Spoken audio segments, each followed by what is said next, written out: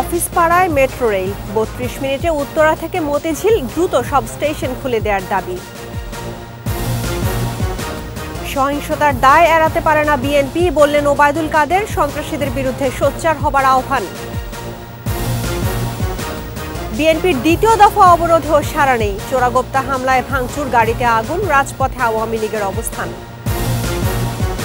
নির্বাচন সামনে রেখে দেশে ঢুকছে অস্ত্রের চালান, এলাকা ভিত্তিক তালিকা করছে র্যাব, চলবে অভিযান। জাদেজার বিধ্বংসী বোলিংয়ে ভারতের সামনে টিকতেই পারল না প্রোটিয়ারা, সচিনের পাশে কোহলি।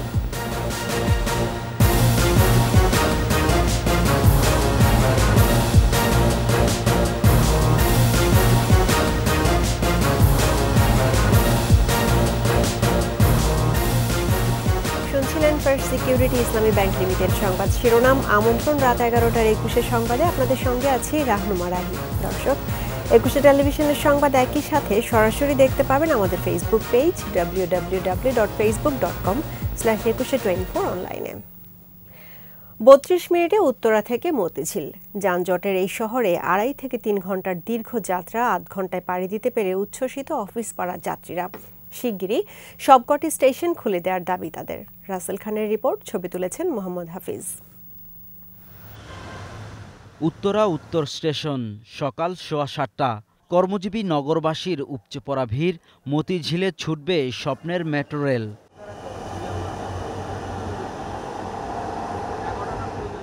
চিরচেনা যানজটের এই শহরে এ যেন অন্য এক সকাল। দীর্ঘ প্রতীক্ষার প্রহর ফুরলো। অফিস পাড়ার যাত্রীদের চোখে মুখে স্বস্তি, উচ্ছ্বাসের হাসি। বাংলাদেশের জন্য একটা যুগান্তকারী পদক্ষেপ যোগাযোগের ক্ষেত্রে, কারণ আমরা দেখা যাচ্ছে স্থবির ঢাকা নগরীর অভিজ্ঞতা অর্জন করেছে এতদিন। আজকে এই অবরোধের মধ্যে মেট্রো রেল আছে দেখে যেতে পারতেছি, না হয় দেখা যায় অনেক কষ্ট হতো। উত্তরা থেকে মতিঝিল আসাটা একেবারেই অসম্ভব হয়ে যেত। আমাদের নিজেদের কিছু হয়েছে, সেটা দিয়ে আমরা আসতে পারছি এবং অনেক অল্প সময় আসতে পেরেছি। আমি 10 মিনিটই ফার্মগেট এসে নামলাম মিরপুর থেকে। এই অনুভূতি হলো বাদ ভাঙা অনুভূতি, এটা বলে বোঝানো যাবে না। মেট্রো রেলের জন্য আমরা যে এখন যে উপকৃত হব এবং যে পাচ্ছি আল্লাহর রহমতে, আমরা আল্লাহর কাছে হাজার হাজার শুকরিয়া করি। উড়াল মেট্রো থেকে প্রিয় শহর দেখতে পুরোটা পথ জুড়ে অনেকেরই চোখ ছিল জানালায়।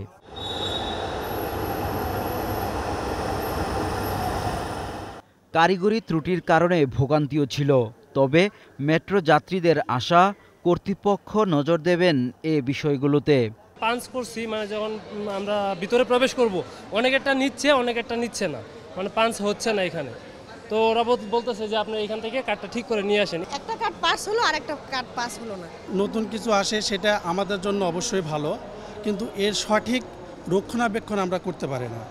চলমান রাজনৈতিক সহিংস পরিস্থিতি মোকাবেলা সহ মেট্রোর সার্বিক নিরাপত্তায় প্রস্তুত রয়েছে নবগঠিত এমআরটি পুলিশ। অবরোধের সময়ও মানুষ সেফ একটা ট্রানজিট হিসেবে কিন্তু মেট্রো রেল নিচ্ছে। হ্যাঁ, তো মানুষ যে এইটাই আশ্বস্ত হয়ে আসতেছে, এটাই আসলে আমাদের নিরাপত্তা দায়িত্বে থাকা হিসেবে আমাদের এটা হচ্ছে একটা সার্থকতা। ডিএমপির সাথে সমন্বয় সাধন করে কাজ করতেছি, যাতে যে কোনো ধরনের ক্রাইসিস ইনস্ট্যান্ট মোকাবেলা করা যায়। পূর্ণতা পেল মেট্রো রেল, চালু হলো মতিঝিল থেকে উত্তরা অংশের। সাধারণ যাত্রীরা বলছেন ইতিহাসের মাইলফলক হয়ে থাকবে মেট্রো রেল। তাদের দাবি যথাযথ রক্ষণাবেক্ষণ যেন হয় মেট্রো রেল, এমনটাই প্রত্যাশা সবার। সচিবালয় স্টেশন থেকে রাসেল খান, 21 টেলিভিশন, ঢাকা। সৌদি আরবের মদিনায় মহানবী হজরত মুহাম্মদ সাল্লাল্লাহু আলাইহি ওয়াসাল্লামের রওজা মোবারক জিয়ারত করেছেন প্রধানমন্ত্রী শেখ হাসিনা। সৌদির স্থানীয় সময় সন্ধ্যায় মহানবীর রওজা জিয়ারত করেন তিনি। এছাড়া তিনি মসজিদে নববীতে আসর ও মাগরিবের সালাত আদায় করেন। এ সময় ছোট বোন শেখ রেহানা সহ পরিবারের অন্য সদস্যরা উপস্থিত ছিলেন। রাতে বিমানযোগে তিনি মদিনা থেকে জেদ্দায় যাবেন, পরে সড়ক পথে মক্কা যাবেন। জেদ্দায় ওআইসি নারী বিষয়ক আন্তর্জাতিক সম্মেলনে যোগ দিতে সৌদি আরব সফর করছেন প্রধানমন্ত্রী শেখ হাসিনা। প্রধানমন্ত্রীকে বহনকারী বিমানটি স্থানীয় সময় দুপুর 1:10 মদিনার প্রিন্স মোহাম্মদ বিন আব্দুল আজিজ আন্তর্জাতিক বিমানবন্দরে অবতরণ করে। সৌদি সরকারের উচ্চ পর্যায়ের প্রতিনিধি ও সৌদি আরবে বাংলাদেশের নিযুক্ত রাষ্ট্রদূত মোহাম্মদ জাভেদ পাটোয়ারি প্রধানমন্ত্রীকে অভ্যর্থনা জানান।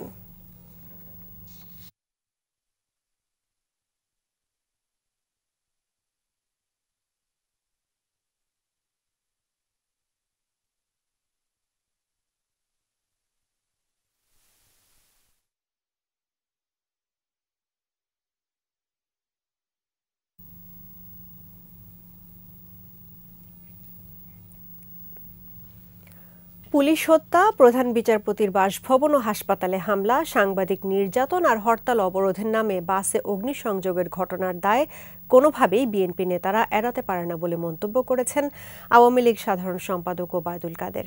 দুপুরে রাজধানীর বঙ্গবন্ধু এভিনিউয়ে আওয়ামী লীগের কেন্দ্রীয় কার্যালয়ে সাংবাদিকদের সঙ্গে আলাপে বিএনপির সঙ্গে সংলাপের সম্ভাবনাও নাকচ করে দেন ওবায়দুল কাদের।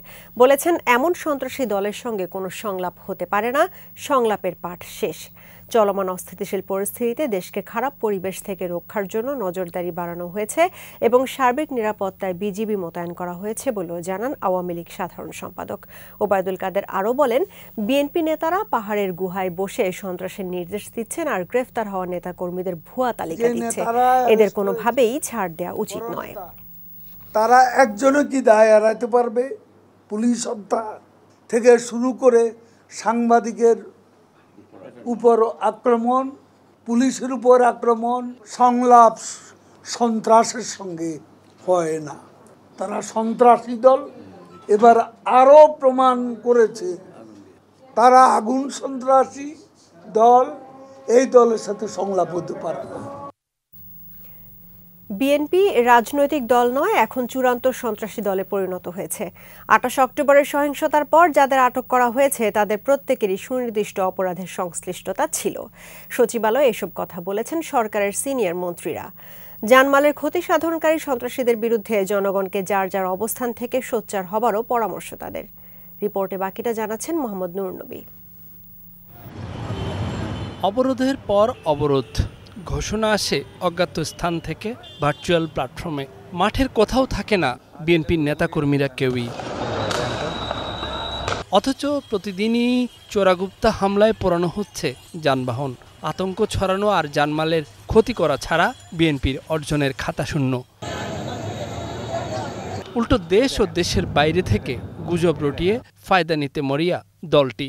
যে কোনো মূল্যে এটা থামানোর আহ্বান তথ্য ও সম্প্রচার মন্ত্রীর। আর নিষিদ্ধ সংগঠনের কর্মসূচি ঘোষণার মধ্যে কোনো পার্থক্য নেই। অবরোধের নামে গাড়ি ঘোড়ার উপর হামলা, গাড়ি ঘোড়া জ্বালানো, মানুষের উপর হামলা পরিচালনা করা, সেটি হচ্ছে কর্মসূচি। জনগণ তাদের বিরুদ্ধে ক্ষোভের বহিঃপ্রকাশ ঘটিয়ে সরকারের ব্যবস্থা নিতে হবে না, জনগণই তাদের বিরুদ্ধে ব্যবস্থা গ্রহণ করে। অবরোধে শিক্ষা কার্যক্রম ব্যাহত হচ্ছে, থমকে যাচ্ছে অর্থনৈতিক কর্মকাণ্ডও। এই বাস্তবতায় সন্ত্রাস যারাই করছে কাউকে ছাড় না দেবার অবস্থানে সরকার। দেখেন, ওনাদেরকে রাজনৈতিক কারণে ধরা হয় নাই, ওনাদেরকে অপরাধজনিত সংশ্লিষ্টতায় ধরা হয়েছে। তো এই রাজনীতির সাথে এটার সাথে কোনো কানেকশন নাই। ধন্যবাদ। যারা বিএনপির মহাসচিব সহ দলটির নেতাদের মুক্তির কথা বলেন, তারা এত সব জানমালের ক্ষতি আর ধ্বংসাত্মক কাজের বিচার চাইবেন কিনা সে প্রশ্নও রাখেন মন্ত্রীরা। আমরা এই সন্ত্রাসীদের দমন করতে, খুঁজে বের করে আইনের আওতায় আনতে বদ্ধপরিকর। মোহাম্মদ নুরুন্নবী, ২১ টেলিভিশন, ঢাকা। বিএনপি ও সমমনা দলের ডাকা দ্বিতীয় দফা অবরোধেও সাড়া নেই। রাজধানী সহ সারা দেশেই গণপরিবহন চলছে, আইনশৃঙ্খলা বাহিনীও আছে সতর্ক অবস্থানে। এর মধ্যেই বিচ্ছিন্নভাবে রাজধানীর কিছু স্থানে গাড়িতে অগ্নিসংযোগ ও ভাঙচুর করেছে দুর্বৃত্তরা। সহকর্মীদের সহায়তায় আরও জানাচ্ছেন মোহাম্মদ কবির। দ্বিতীয় দফা অবরোধে সকাল থেকেই রাজধানীতে গণপরিবহন চলছে। রাজধানীর বাস টার্মিনালগুলো থেকে ছেড়েছে দূরপাল্লার বাস। ব্যক্তিগত গাড়ির পাশাপাশি চলছে পণ্যবাহী গাড়িও।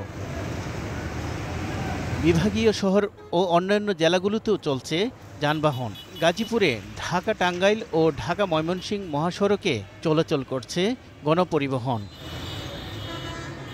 সিরাজগঞ্জে বঙ্গবন্ধু সেতুর পশ্চিম সংযোগ মহাসড়ক হয়ে উত্তরবঙ্গে পণ্যবাহী ট্রাক ও যানবাহন চলাচল করছে। ট্রেন চলাচল স্বাভাবিক রয়েছে। দক্ষিণাঞ্চল থেকে ঢাকার উদ্দেশ্যে ছাড়ছে লঞ্চ। সড়ক মহাসড়কগুলোতে মোতায়েন রয়েছে আইনশৃঙ্খলা রক্ষাকারী বাহিনী। আমি সকালবেলা বাসা থেকে বের হয়েছি বরিশালের উদ্দেশ্যে। এখন পর্যন্ত কোনো অবরোধের কর্মসূচি আমাদের চোখে পড়ে না। এদিকে বিচ্ছিন্নভাবে রাজধানীর কিছু স্থানে ভাঙচুর চালিয়েছে দুর্বৃত্তরা। উত্তরায় পুলিশকে লক্ষ্য করে ছোড়া ককটেলে ৩ পুলিশ সদস্য আহত হয়েছে। এই ঘটনায় ছাত্রদলের একজনকে গ্রেপ্তার করেছে পুলিশ। মহাখালীতে অবরোধকারীরা পিকেটিং করে কয়েকটি সিএনজি ভাঙচুর করে। সন্ধ্যায় বাংলা মোটর ও মিরপুরে দুটি বাসে আগুন দিয়েছে অবরোধকারীরা।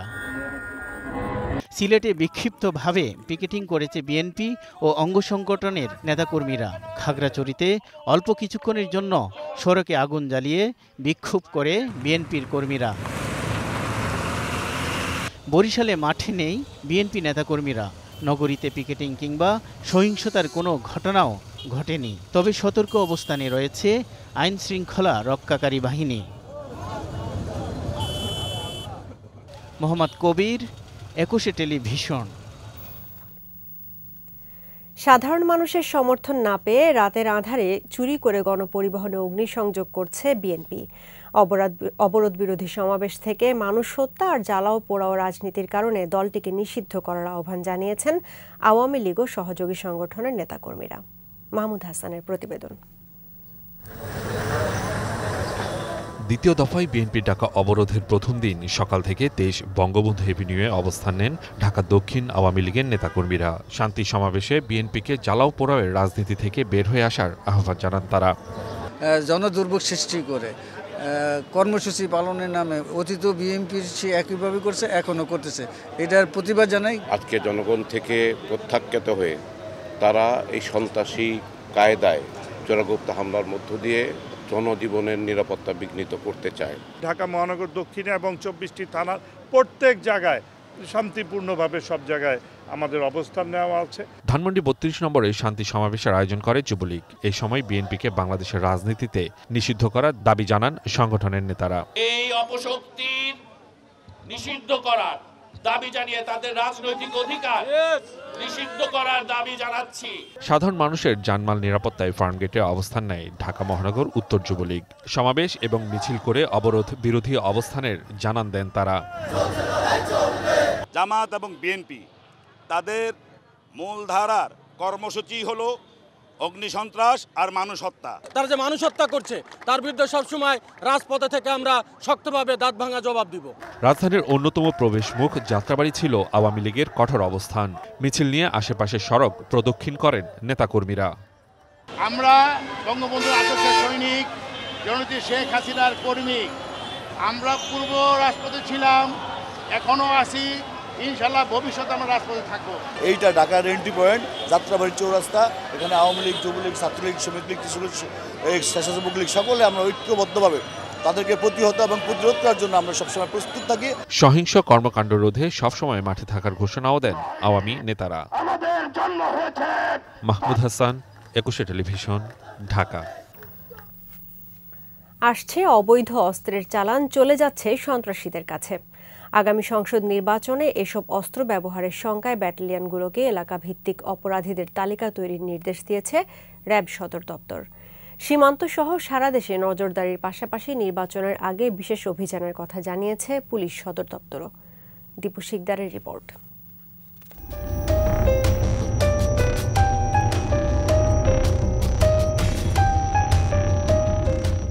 সম্প্রতি রাজধানীর তেজগাঁও শিল্পাঞ্চলের প্রকাশ্যে গুলিবিদ্ধ হন শীর্ষ সন্ত্রাসী মামুন। মাথায় গুলিবিদ্ধ হয়ে চিকিৎসাধীন অবস্থায় মারা যান আইনজীবী ভুবন চন্দ্র শীল। আহত হন কয়েকজন। কিন্তু আগের দিন ঠিকই বলছে, বাবু তুমি কেন ওই ঘটনায় সন্ত্রাসীদের প্রকাশ্যে অবৈধ অস্ত্র ব্যবহারের বিষয়টি আরও স্পষ্ট হয়। অভিযান জোরদার করে আইন শৃঙ্খলা রক্ষাকারী বাহিনী।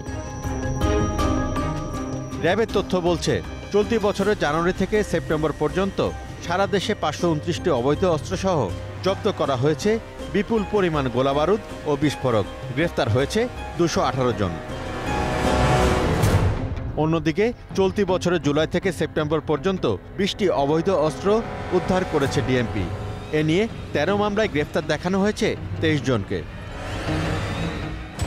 জাতীয় নির্বাচন পুঁজি করে অবৈধ অস্ত্র ব্যবহারের চেষ্টাকারীদের বিরুদ্ধে কঠোর ব্যবস্থা নেবে র্যাব। আমরা আমাদের প্রতিটি ব্যাটালিয়নকে নির্দেশনা দিয়েছি এলাকা ভিত্তিক সন্ত্রাসীদের তালিকা করার জন্য, যারা ইতিপূর্বে বিভিন্ন সময় অবৈধ অস্ত্রের ব্যবহার করেছে বা যারা ইতিপূর্বে বিভিন্ন সময় অবৈধ অস্ত্রসহ আইন শৃঙ্খলা বাহিনী কর্তৃক গ্রেফতার হয়েছে। সামনের যে জাতীয় নির্বাচন, এই জাতীয় নির্বাচনকে পুঁজি করে যারাই এই ধরনের অবৈধ অস্ত্র আনার চেষ্টা করবে বা ব্যবহার করার চেষ্টা করবে, তাদের সকলকে আমরা আইনের আওতায় নিয়ে আসব। এছাড়া দেশজুড়ে ইউনিটগুলোকে নিয়ে অবৈধ অস্ত্র উদ্ধার ও সন্ত্রাসী গ্রেপ্তার সহ সার্বিক বিষয় মনিটরিং করছে পুলিশ সদর দপ্তরও। যারা অবৈধ অস্ত্রের ব্যবহার করে বিভিন্ন অপরাধ কর্ম সংগঠন করে তাদেরকে গ্রেপ্তার করা হচ্ছে আমাদের টপ প্রায়োরিটি থাকে। তো যেহেতু সামনে সাধারণ নির্বাচন আছে, নির্বাচন এর আগে সবসময় আমরা অবৈধ অস্ত্র উদ্ধার করার জন্য বিশেষ অভিযান করে থাকি। এবারেও এর ব্যতিক্রম হবে না। আমরা অবৈধ অস্ত্র উদ্ধার করা এই বিষয়গুলোকে নিয়ে আমরা এখনও কাজ করছি। অলরেডি আমরা আমাদের ফিল্ড ইউনিটগুলোকে বলে দিয়েছি এই অভিযান জোরদার করার জন্য। আইন শৃঙ্খলার অবনতি করতে চাইলে কাউকে কোনোভাবে ছাড় নয় বলেও জানিয়েছেন এই পুলিশ কর্মকর্তা। টাস্ক ফোর্সের কাজগুলোকে আরও গতিশীল করা, আরও জোরদার করা। Dipu Sikdar, 21 television, Dhaka. First security Islami bank limited বিশ্বকাপ ক্রিকেট 2023।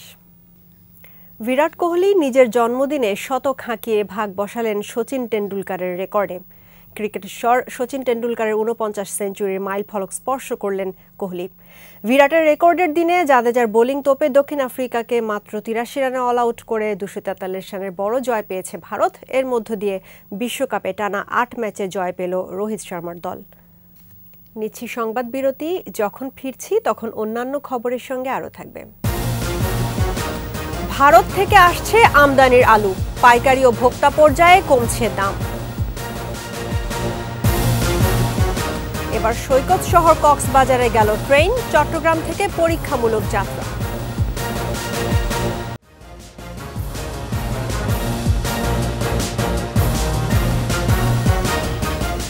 আমন্ত্রণ আবারও রাত 11টার 21 সংবাদে। মৌলবাদী অপশক্তির বিনাশ, মুক্তিযুদ্ধের চেতনা বাস্তবায়ন এবং সাংস্কৃতিক ও মানবিক কার্যক্রম জোরদার সহ ক্ষুধা দারিদ্র্যমুক্ত বাংলাদেশ বিনির্মাণে দ্বাদশ জাতীয় সংসদ নির্বাচনের ইশতেহার প্রণয়নের তাগিদ দিয়েছেন পেশাজীবী নেতারা। বঙ্গবন্ধু এভিনিউয়ে আওয়ামী লীগের কেন্দ্রীয় কার্যালয়ে ইশতেহার প্রণয়ন কমিটির সাথে মত বিনিময়ে এসব দাবি জানান তারা। আদিত্য মামুনের রিপোর্ট।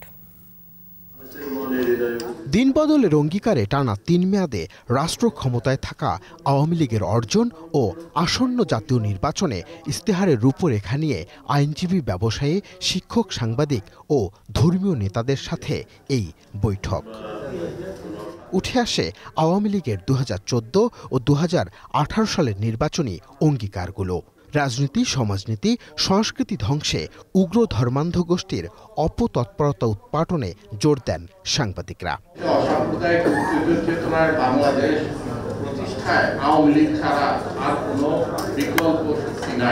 মুক্তিযুদ্ধ, স্বাধীনতা আর হাজার বছরের সাংস্কৃতিক ঐতিহ্য সুসংহত করতে বাজেটে সংস্কৃতি খাতে বরাদ্দেরও দাবি জানানো হয়। কারণ আমরা আজকে পাকিস্তান থেকে কেন বিচ্ছিন্ন হলাম? কারণ সাংস্কৃতিক বিভাজন সবচেয়ে বড়। সংস্কৃতি একটি দেশের একেবারে আত্মা। ইশতেহারে ধর্মনিরপেক্ষ সমাজ বিনির্মাণ, সামষ্টিক অর্থনীতি, বেকারত্ব দূরীকরণ ও সুশাসনে জোর দেন পেশাজীবী নেতারা। যেই চেতনা নিয়ে আমরা সবাই একটা করে মুক্তিযুদ্ধ সত্তরের নির্বাচনে অংশ নিয়েছে, সেই বাঙালি জাতীয়তাবাদের মৌল চেতনাকে ধারণ করেই রাজনীতি আবার ফিরে আসুক। ন্যায় ও সমতা বৃদ্ধি, কৃষির বাণিজ্যিকীকরণ ও আধুনিকীকরণের মাধ্যমে জাতীয় প্রবৃদ্ধি ত্বরান্বিত করারও তাগিদ বিশিষ্টজনদের। ব্লু ইকোনমির একটা সুস্পষ্ট অবকাঠামোগত আমরা উন্নয়ন চাচ্ছি, যাতে আমাদের প্রাইভেট সেক্টর থেকে আমরা ইনভেস্টমেন্ট ক্রিয়েট করতে পারি। নির্বাচন প্রতিহত করার প্রকাশ্য ঘোষণা কোন রাজনৈতিক দল যদি দেয়, তার বিরুদ্ধে আইনগত সাংবিধানিকভাবে তার বিরুদ্ধে ব্যবস্থা নেওয়া দরকার। সুধীজনদের মতামত আমলে নিয়ে সকলের সহায়তায় স্মার্ট ও স্বনির্ভর বাংলাদেশ গড়ার প্রত্যয় আওয়ামী লীগের। যে নির্বাচনী ইশতেহার আমরা দিতে যাচ্ছি, সেই নির্বাচনী ইশতেহারে আমাদের স্বাধীনতার, মুক্তিযুদ্ধের যে চেতনা, যে মূল্যবোধ, সেটি যেন সঠিকভাবে বিভিন্ন কর্মকাণ্ডে প্রতিফলিত হয়। আমরা প্রতিশ্রুতি দিয়েছি গণতান্ত্রিক রাষ্ট্র সমাজ ব্যবস্থা করব, সকলের অংশগ্রহণ নিশ্চিত করব, উন্নয়ন সকলের জন্য করব, কেউ পিছিয়ে থাকবে না। 35তম বৃহৎ অর্থনীতির এই দেশ আগামীতে জনমানুষের আর্থিক সচ্ছলতা আরও বৃদ্ধি এবং সামাজিক সাংস্কৃতিক বিকাশে উন্নত জাতিসত্তার সম্মিলন ঘটাবে, এমনই মত সবার। এখানে আমাদের আরো অর্জন করতে হবে। আদিত্য মামুন, 21 টেলিভিশন, ঢাকা। ভারত থেকে আসতে শুরু করেছে আলু। পাইকারি ও ভোক্তা পর্যায়ে কমছে দাম। অর্থনীতিবিদরা বলছেন, দাম নিয়ন্ত্রণে আলু আমদানি ও রপ্তানির সুযোগ সারা বছরই থাকা উচিত। একটি স্থায়ী ব্যবস্থা থাকলে মূল্যবৃদ্ধির হঠাৎ প্রবণতা এড়ানো সম্ভব বলে মনে করছেন তারা। এদিকে পুরো বছরের জন্য দাম নির্ধারণ করে দেওয়ার পরামর্শ কোল্ড স্টোরেজ অ্যাসোসিয়েশনের। সংগঠনটির দাবি, এবছর আলু সংরক্ষণ কম হওয়ার সুযোগ নিয়েছেন অসাধু ব্যবসায়ীরা। তৌহিদুর রহমানের রিপোর্ট। কৃষি সম্প্রসারণ অধিদপ্তরের তথ্যমতে 2022-23 অর্থবছরে দেশে আলু উৎপাদন হয় 1,11,91,000 মেট্রিক টন, যা গেল অর্থবছরের চেয়ে 1,33,000 টন বেশি। বাংলাদেশ কৃষি গবেষণা কাউন্সিলের তথ্য বলছে 2021 সালে দেশে আলুর চাহিদা ছিল 95,63,000 টন। চাহিদার চেয়ে বেশি উৎপাদন হলেও প্রতি কেজি আলুর দাম 70 টাকায় উঠেছে। কৃষি বিপণন অধিদপ্তর বলছে, কিছু অসাধু ব্যবসায়ী কৃত্রিমভাবে দাম বাড়াচ্ছেন। তারা হিমাগার থেকে চাহিদা অনুসারে আলু ছাড়ছে না। হিমাগারের আলুর ধারণ ক্ষমতা 30 লাখ টনের বেশি। এবছর সংরক্ষণ করা হয় 24,92,000 টন। কোল্ড স্টোরেজ অ্যাসোসিয়েশন বলছে, সংরক্ষণ কম হওয়ার সুযোগে দাম বাড়িয়েছে অসাধু ব্যবসায়ীরা। যারাই আলু সংরক্ষণ করেছে তারা জানে এবার আলু কম রয়েছে, সেই জন্য তারা অতি মুনাফা করছে। এবং যে জাতীয় ভোক্তা অধিদপ্তরকে জেলা প্রশাসন বা উপজেলা প্রশাসন যে জোরদার মনিটরিং করার জন্য সহযোগিতা করা দরকার ছিল, তারা সেটা করতে পারেনি। বাজার নিয়ন্ত্রণে সরকার আলু আমদানি করছে। 77টি আবেদনে অন্তত 50,000 টন আলু আমদানির অনুমতি দেওয়া হয়েছে।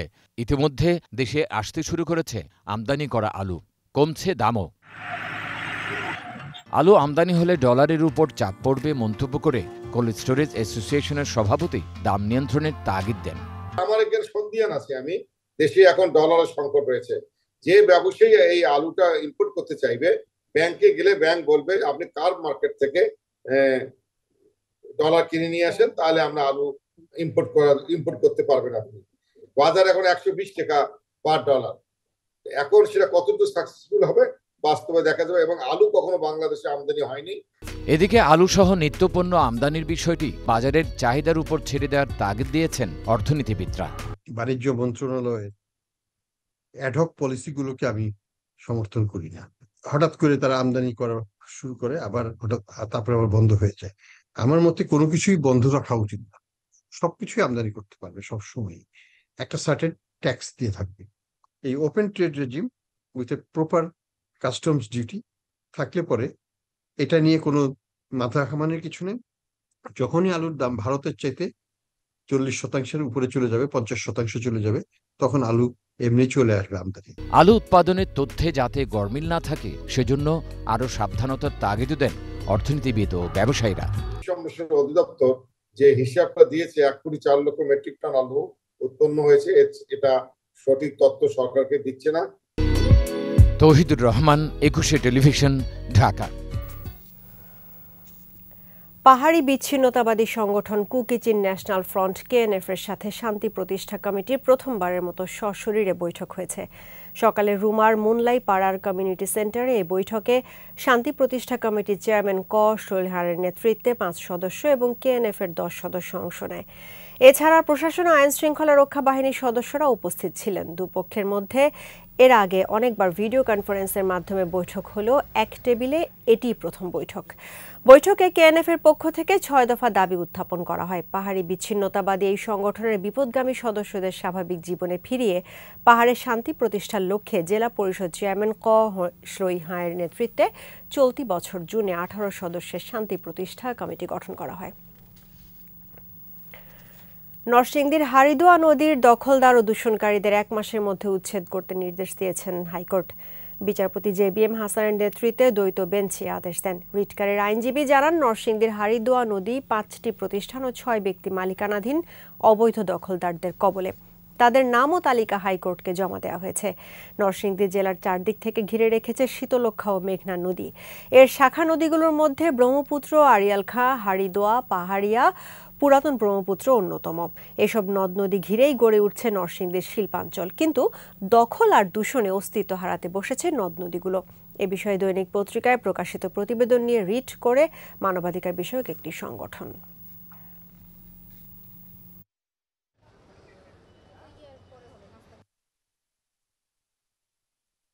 আগামী 1 মাসের মধ্যে পরিবেশ সংরক্ষণ আইন অনুযায়ী তাদের বিরুদ্ধে ব্যবস্থা গ্রহণ এবং তাদেরকে উচ্ছেদ করে আদালতে প্রতিবেদন দেওয়ার জন্য, এবং আগামী 6 ডিসেম্বর এটা পরবর্তী আদেশের জন্য রেখেছেন। এবার চট্টগ্রাম থেকে কক্সবাজার গেল প্রথম পরীক্ষামূলক ট্রেন। এর মাধ্যমে দক্ষিণ এশিয়ার প্রথম আইকনিক রেল স্টেশনেরও যাত্রা শুরু হলো। প্রতিনিধিদের সহায়তায় আরও জানাচ্ছেন খুরশিদ আলম মুকুল। সব প্রতিবন্ধকতা জয় করে কক্সবাজারের উদ্দেশ্যে ছুটে গেল পরীক্ষামূলক ট্রেন। এর মধ্য দিয়ে বিশ্বের দীর্ঘতম সমুদ্র সৈকত কক্সবাজারের যোগাযোগে যুক্ত হল রেলপথ। সকাল 9টার দিকে 8টি বগি ও একটি ইঞ্জিন নিয়ে চট্টগ্রাম রেল স্টেশন থেকে যাত্রা করে ট্রেনটি দোহাজারী, সাতকানিয়া, লোহাগড়া, চকরিয়া, রামু হয়ে 150 কিলোমিটারের পাহাড় ও নদীপথ পাড়ি দিয়ে কক্সবাজার পৌঁছায় ট্রেনটি। এদিকে পর্যটন নগরী কক্সবাজারে ট্রেনের হুইসেলে উচ্ছ্বসিত স্থানীয়রা। শুধু কক্সবাজার নয়, পরবর্তীতে মিয়ানমার হয়ে চীনের কুনুমিং পর্যন্ত রেলপথ প্রসারিত হবে বলে জানালেন স্থানীয় সংসদ সদস্য। দেশি বিদেশি পর্যটক যে কোনো সময়ে এবং অল্প খরচে, সাশ্রয়ে, অল্প সময়ে কক্সবাজারে এসে পৌঁছবে। রেলের প্রকল্প চালুর আগে তা পরীক্ষা করেন পরিদর্শন কর্মকর্তারা।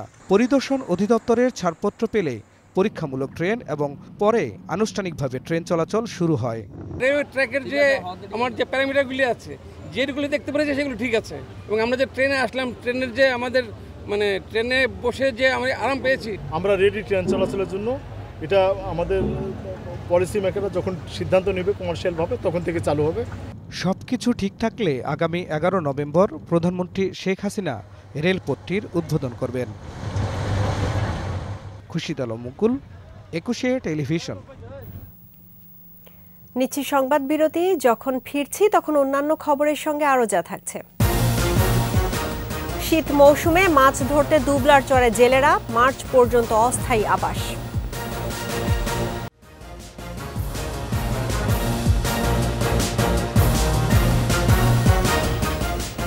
আবারও আমন্ত্রণ রাত 11টার 21 সংবাদে। শীত মৌসুমে বঙ্গোপসাগর থেকে মাছ ধরতে দুবলার চরে অস্থায়ী আবাস গড়েন উপকূলীয় অঞ্চলের প্রায় 1.5 লাখ জেলে। নভেম্বর থেকে মার্চ পর্যন্ত সেখানে চলে মাছ ধরা, শুটকি তৈরি করা ও বিকিকিনি। এবার জলদস্যু নিয়ে আতঙ্ক না থাক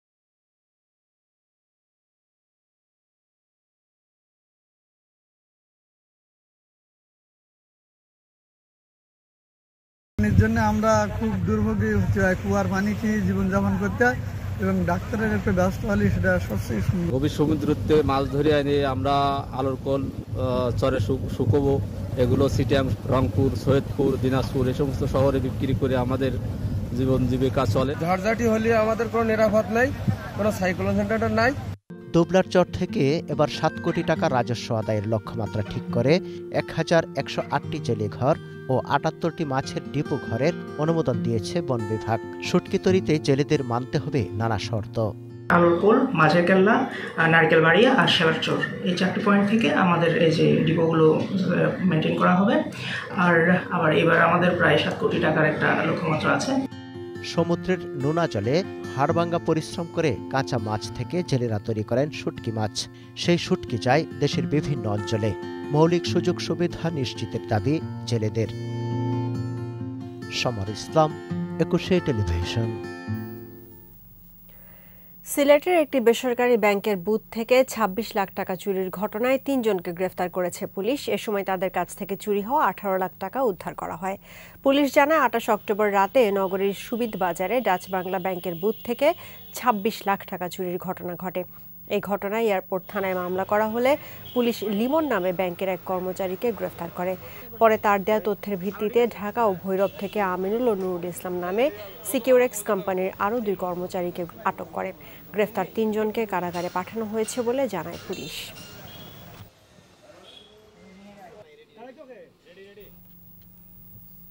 আন্তর্জাতিক খবর।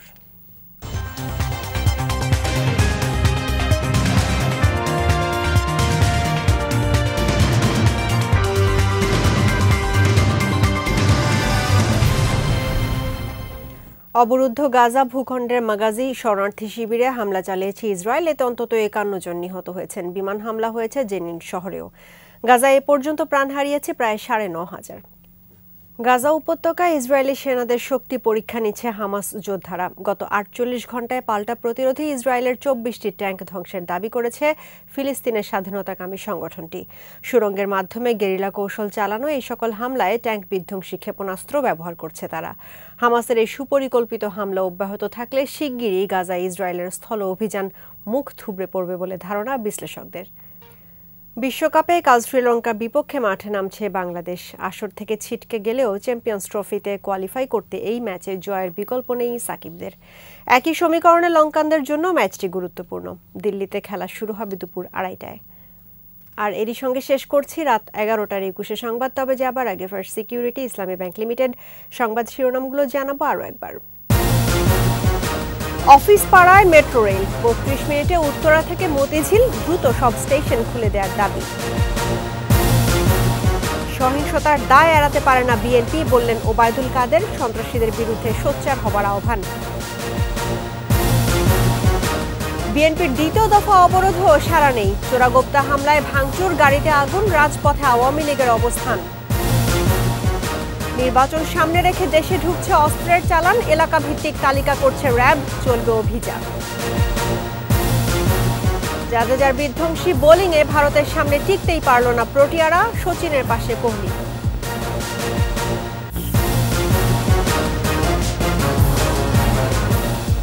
দর্শক, 21-এর সর্বশেষ খবর জানতে ডায়াল করুন 2021 নম্বরে, আর ভিজিট করুন 21-tv.com ওয়েবসাইটে। এছাড়া ফেসবুকে ভিজিট করতে পারেন facebook.com/2124 অনলাইনে। এতক্ষণ সঙ্গে থাকার জন্য ধন্যবাদ। আমাদের পরবর্তী সংবাদ আয়োজন রাত 1টায় দেখার আমন্ত্রণ রইল। স্বাস্থ্যবিধি মেনে চলুন, সুস্থ থাকুন, 21-এর সঙ্গেই থাকুন।